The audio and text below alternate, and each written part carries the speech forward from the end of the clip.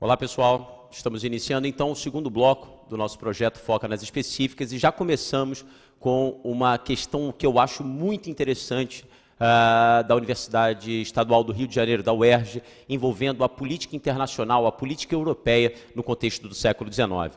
Vamos à leitura da questão. Ela diz assim: a União Europeia dá continuidade ao seu processo de ampliação. Na verdade, trata-se de uma questão datada. Ela fala do ingresso da Bulgária e da Romênia em 2007, dizendo que a partir daquele ano o bloco passaria a contar com 27 países membros. O que nos interessa é o enunciado. Vem de longe o esforço europeu para desenvolver estratégias que garantam a paz e o equilíbrio entre as nações que formam o continente. No século XIX, por exemplo, a tentativa realizada pelas nações participantes do Congresso de Viena foi rompida com a unificação alemã, fruto da política empreendida por Bismarck. Antes de trabalharmos os verbos de comando, seria interessante que você já conseguisse recapitular alguns conteúdos importantíssimos e, confesso, não os acho nem um pouco fáceis a respeito dessas questões envolvendo o que a questão está chamando de política de equilíbrio entre as nações europeias. Eu peço a você que no esquema, que eu sempre espero que você esteja fazendo ao longo da nossa aula, você trabalhe alguns episódios em que as nações europeias buscaram um concerto voltado ao equilíbrio entre elas, entre as próprias nações. O que eu chamo de concerto e de equilíbrio? Se a política europeia está em equilíbrio, significa que os principais agentes, os principais estados nacionais, têm parcelas de poder que mal ou bem se equivalem. Ora, se todos os estados nacionais têm parcelas de poder que se equivalem, isso significa que o poder político na Europa está em equilíbrio. Se uma dessas nações, ou se um desses agentes, por um projeto expansionista, ou então por uma vitória militar, qualquer outro fator, se um desses agentes consegue controlar mais territórios, assumir o controle sobre mais populações, a balança de poder se desequilibra, garantindo assim um cenário turbulento que pode gerar, e possivelmente vai gerar, uma guerra. Levando em consideração essa premissa, eu queria que você pensasse comigo a respeito de dois momentos. Um deles seria justamente o Congresso de Viena, mas um momento anterior em que essa lógica do equilíbrio foi levada em consideração pelas potências europeias.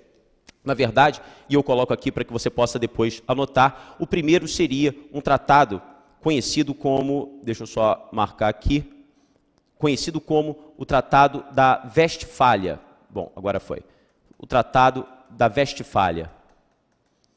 O Tratado da Westfália, também conhecido como a Paz Westfaliana, foi, na verdade, um acordo assinado após uma das principais, se não a principal, guerra religiosa europeia, conhecida como a Guerra dos 30 Anos, entre 1618 e 1648.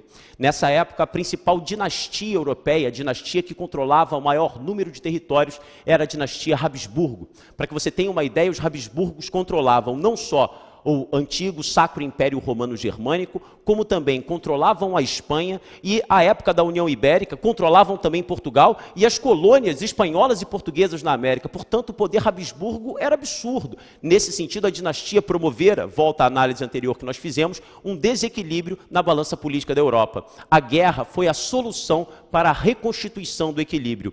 Prova disso é que na Paz de Westfália, os Habsburgo, eles perdem uma série de territórios e a França, à época já comandada pela dinastia dos Bourbons, ela consegue engrandecer a sua autoridade e o seu controle territorial, fazendo assim agora com que a balança de poder voltasse a um certo equilíbrio. Perceba então que a Paz da Westfália pode ser considerada sim como uma estratégia através de um acordo entre nações no sentido de se garantir a política europeia em equilíbrio com a distribuição de áreas de influência, territórios e populações entre essas mesmas potências. Bom, se você entendeu o que eu falei, sempre que um agente, um Estado, assume o controle de mais territórios e mais populações, ele gera o desequilíbrio político. Se no contexto do século XVII na Europa o desequilíbrio foi provocado pelos Habsburgo, no século XIX o desequilíbrio foi provocado por Napoleão Bonaparte. Napoleão Bonaparte, isso como imperador a partir de 1804, Napoleão Bonaparte vai promover um gigantesco expansionismo militar. Napoleão Bonaparte não só controla a França, como também controla a Espanha, colocando no trono espanhol seu irmão José Bonaparte, e ainda coloca outros parentes no trono de Nápoles, ainda não existe a Itália unificada, e no trono da Holanda. Perceba então que o expansionismo francês fez com que agora o agente França promovesse mais uma vez o desequilíbrio. E em torno do desequilíbrio, a ideia da guerra ela acaba sendo quase inevitável. E foi justamente através de uma guerra que Napoleão Bonaparte é derrotado, e depois da derrota de Napoleão, os estados europeus se reúnem mais uma vez, como já havia acontecido na época da Westfália, se reúnem mais uma vez para a reconstituição desse mapa geopolítico, para a restauração da ordem anterior a Napoleão. Agora, se naquela época o Tratado da Westfália atingiu esse objetivo, agora o objetivo seria alcançado pelo Congresso de Viena. Diante dessa análise geral, vamos ao que as questões pedem. Elas dizem assim: apresente 2 objetivos do Congresso de Viena e um efeito da unificação alemã sobre as relações políticas europeias estabelecidas na época. O primeiro verbo de comando pede para que apresentemos 2 objetivos do Congresso de Viena. Isso já foi dito aqui. O Congresso de Viena, portanto, ele foi organizado pelos 4 grandes vitoriosos sobre Napoleão, Inglaterra, Áustria, Rússia e Prússia, e o objetivo maior seria restabelecer a ordem geopolítica anterior à Revolução, a ordem geopolítica do antigo regime. Um outro objetivo do Congresso de Viena seria conter, evitar a maior difusão dos ideais liberais e nacionalistas difundidos pela Revolução Francesa e pelo próprio expansionismo napoleônico. Uma outra possibilidade de resposta seria a ideia de que o Congresso de Viena ele reformula as fronteiras que foram modificadas por Napoleão Bonaparte. O Congresso de Viena ele segue o princípio das legitimidades. Por esse princípio, legítimas seriam as dinastias e as fronteiras que já existiam antes de Napoleão. Todos que Napoleão colocou no poder, todas as fronteiras por Napoleão criadas, deveriam ser anuladas. Portanto, a Confederação do Reno, que na verdade foi um território criado por Napoleão depois de uma vitória sobre a Áustria, a Confederação do Reno, que mais tarde vai ser a Alemanha, ela é desfeita. Da mesma forma, José Bonaparte, o tal rei que eu comentei, irmão de Napoleão, que foi colocado no trono espanhol, é derrubado. Perceba então que o objetivo maior do Congresso de Viena é fazer com que a Europa voltasse a ser do jeito que era antes de Napoleão. Daí essa ideia de reentronização, voltar ao trono das dinastias derrubadas, a reformulação territorial, para que os territórios voltassem a estar da mesma configuração que estavam antes da Revolução e, ao mesmo tempo, a contenção dos princípios liberais e nacionalistas difundidos pela Revolução. Só que a prova apresenta um outro verbo de comando. Ela pede também para que nós apresentemos um efeito da unificação alemã sobre as relações políticas europeias estabelecidas na época. Pois bem, o Concerto de Viena ele foi orientado pelos interesses dos 4 grandes: Inglaterra, Áustria, Rússia e Prússia. Ainda não existe Alemanha. A Alemanha, na verdade, ela vai ser criada a partir da difusão do sentimento nacionalista dentro da Confederação Germânica por um dos estados da Confederação, justamente a Prússia. A Confederação Germânica era a antiga Confederação do Reno. Então Napoleão Bonaparte venceu a Áustria, assumiu o controle dos estados alemães, passam a ser identificados esses estados como Confederação do Reno. Napoleão Bonaparte foi derrotado. A Confederação do Reno ela é extinta e substituída por um outro nome, a Confederação Germânica. Confederação essa subordinada ao Império Austro-Húngaro. Um dos estados da Confederação era a Prússia. E a Prússia, interessada em consolidar o mercado interno e fazer daquela região uma região capaz de competir no mercado internacional com ingleses e franceses, a Prússia desenvolve um sentimento nacionalista, promovendo o processo de unificação. O que a questão está querendo saber é um efeito desse processo de unificação para as relações à época. Eu peço a você que lembre de 2 fatores. O fator número 1, a Alemanha não estava presente no Concerto de Viena. Portanto, o equilíbrio, o estatuto gerenciado por Viena não incluiu a Alemanha. Portanto, o surgimento de uma potência central na Europa já rompe esse equilíbrio. O primeiro e grande efeito para a política internacional seria o rompimento do equilíbrio político estabelecido por Viena pelo fato do surgimento de uma potência central, a Alemanha, que dele não fez parte. Esse é o ponto número 1. Ponto número 2. A Alemanha nasce como uma potência militar. Como o processo de unificação foi feito através de guerras, os prussianos desenvolviam o sentimento nacionalista através de guerras, através de choques, tanto contra o Império Austríaco quanto a França. O desenvolvimento do exército alemão foi vertiginoso. Portanto, os países da Europa, de repente, ficam assoberbados diante de uma potência que acabou de nascer e se tornou uma potência militar. É claro que isso vai estimular por parte dos outros estados europeus uma verdadeira corrida armamentista que vai fazer com que o cenário fique tão tenso, que apesar da inexistência de declarações de guerra de um estado contra o outro, o cenário parece ser um cenário de guerra diante das tensões e dessa corrida bélica. Portanto, a corrida armamentista seria um segundo efeito para as relações internacionais do período. Mas há um terceiro efeito, esse um pouco mais específico. Durante a unificação, em meio ao processo de unificação, a Prússia entrou em guerra com a França, à época governada por Napoleão III, sobrinho do famoso Napoleão I. A vitória da Prússia sobre a França consolidou a unificação do Estado alemão e, ao mesmo tempo, fez com que a França tivesse que engolir uma espécie de derrota que eles nunca aceitariam. A Alemanha unificada tira da França, derrotada por um tratado chamado Tratado de Frankfurt, uma região conhecida como a Alsácia-Lorena, rica em reservas minerais que seriam utilizadas pela Alemanha nascente para o seu processo de desenvolvimento industrial. Portanto, a França, derrotada, humilhada, ainda perde um território estratégico. Sem dúvida que esse sentimento revanchista continuaria a incomodar os franceses e também, sem dúvida, esse sentimento estaria presente quando do eclodir da Primeira Guerra Mundial. Portanto, temos três efeitos.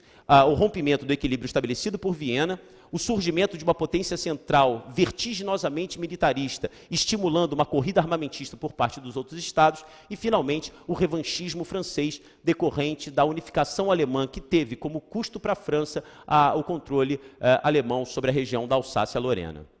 É uma questão bem complexa, muito conteúdo, eu espero que você possa revisar essa explicação para que você, ao mesmo tempo, consiga recapitular conteúdos já trabalhados. Vamos para a próxima. A próxima questão do Rio Grande do Norte mostra uma charge e o enunciado diz: a charge a seguir, publicada na França em 1885, refere-se a um episódio específico de um fenômeno histórico cujas repercussões atingiram diversos continentes até as primeiras décadas do século XX. Quando nós olhamos para a charge, tudo bem, eu sei, pode ser forçação de barra, mas chama a atenção a Cruz de Ferro, um dos símbolos prussianos e mais tarde germânicos do exército alemão. E esse homem, que eu posso te adiantar, é Bismarck, o mesmo Bismarck que nós mencionamos na questão anterior. Ele pega a África, entendida como uma verdadeira torta, e reparte essa África em pedaços diante de pessoas que provavelmente representam os demais estados, também interessados no seu quinhão do continente africano. Ora, me parece que a charge ela é autoexplicativa. A charge demonstra um cenário onde Bismarck, tudo bem, você não lembrou de Bismarck? Não importa, mas aparece um agente político que tem uma faca na mão e corta a África, entendida como uma torta em fatias, que serão disputadas pelos demais agentes. Disputas envolvendo a África, e ele já menciona aqui, finais do século XIX e inícios do século XX, é claro que a questão vai fazer referência ao imperialismo, ou então ao neocolonialismo, a busca pelos mercados consumidores, pelas fontes de matéria-prima e áreas de receptação de capitais excedentes, tudo isso próprio dessa mentalidade neocolonial. Diante disso, vamos ao que a questão nos pede. Ele diz: analise os elementos que compõem a charge e responda. Na letra A, ele pede qual o fenômeno histórico a que ela faz referência. Você tem duas possibilidades. Se você colocar imperialismo, você ganhou. Se você colocar neocolonialismo, também. Mas como eu quero que você aprofunde os seus conhecimentos, existe um episódio relacionado ao imperialismo na África que, a meu ver, é o que está sendo representado na charge. Entre 1884 e 1885, a Alemanha vai organizar uma conferência conhecida como a Conferência de Berlim. Mais uma conferência, mais uma iniciativa por parte de um agente europeu no sentido de promover equilíbrio. E o objetivo da Conferência de Berlim seria o estabelecimento de regras específicas do que pode e do que não pode ser feito por aqueles que disputam territórios na África. Um dos objetivos da Conferência de Berlim, por exemplo, era o respeito ao Estado do Congo, entendido como propriedade privada do rei da Bélgica. Um outro seria garantir a livre navegação nos rios da bacia do Congo. Um outro objetivo seria determinar que a mão de obra escrava estava proibida por aqueles que interessados no imperialismo africano. Portanto, é isso, é o estabelecimento de regras. E o objetivo do estabelecimento de regras é, mais uma vez, garantir equilíbrio. Se todos cumprirem as regras, isso significa, em teoria, que há espaço para todos. Só que você tem que levar em consideração que a Alemanha foi a última a entrar no processo. É claro que franceses e ingleses, cientes do poderio alemão, nunca aceitariam a incorporação, a inserção da Alemanha nesse contexto, pelo menos com os mesmos poderes que os franco-britânicos tinham. A Conferência de Berlim vai ser um fracasso. Bismarck, inclusive, vai ser demitido do cargo de primeiro-ministro. E justamente as tensões envolvendo o imperialismo na África seriam fatores antecedentes determinantes da Primeira Guerra Mundial. 3 possibilidades. Ou você fala do imperialismo, do neocolonialismo, ou então, se você preferir, você pode falar mais específico da Conferência de Berlim entre 1884 e 1885. Na letra B, mencione 2 aspectos, acontecimentos ou ideias que se relacionam a esse fenômeno histórico. Claro que ele está falando do fenômeno do imperialismo. Bom, eu gostaria que você, no seu esquema, pudesse promover uma espécie de divisão, melhor do que divisão, colunas de comparação entre o colonialismo, aquele colonialismo fruto das grandes navegações, e esse neocolonialismo, cujo resultado fundamental seria o imperialismo. De forma bastante simples, de forma bastante grosseira, a coisa seria mais ou menos assim. Você tem o colonialismo do século XVI versus esse neocolonialismo do século XIX. Eu gosto das seguintes comparações. No século XVI, por exemplo, o objetivo fundamental... Espera aí que eu voltei. O objetivo fundamental era a empresa mercantil comercial. Já no século XIX, o objetivo já está relacionado à questão industrial capitalista, a busca por mercados consumidores. No século XVI, a área de atuação efetiva desse neocolonialismo seria o continente americano. Enquanto que no século XIX, o palco de atuação das forças imperialistas seriam África e Ásia. Mais um fator de comparação. No século XVI, a mão de obra escrava é hegemônica, ou pelo menos compulsória, na medida em que, na América Espanhola, você sabe que a mão de obra hegemônica ela não era escrava, apesar de ser compulsória, era mão de obra indígena, obtida através de estratégias como a encomenda e depois a mita. Enquanto que no século XIX, nós já temos a consolidação da mão de obra assalariada. Por fim, no século XVI, a grande referência cultural por parte daqueles que promovem o colonialismo é a expansão da fé católica, da fé cristã. Já no contexto do século XIX, essa questão envolvendo a expansão da fé ela é ampliada por uma noção de difundir a civilização, os bons costumes, uma espécie de missão civilizatória que o homem assume, já estimulado pelas inovações tecnológicas próprias do século XIX. Nesse contexto, nós estamos falando, portanto, do que alguns chamam de darwinismo social.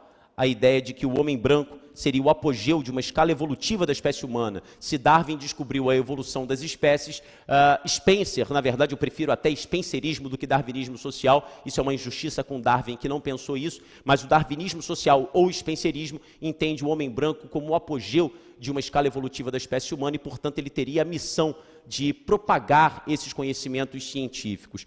Então você tem uma referência bastante clara a respeito dos 2 momentos colonialistas, se assim você preferir.